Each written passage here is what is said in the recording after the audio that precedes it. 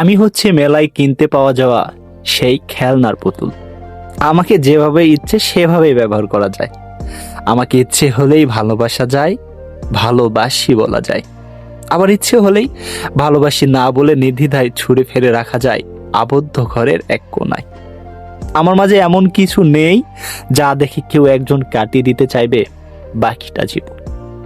ভালো সবাই বাঁচতে পারে, তবে সেই ভালোবাসা সবার কপালে থাকে না। আমিও সেই হতভাগা যার কপালে কখনো ভালোবাসা ছিল না।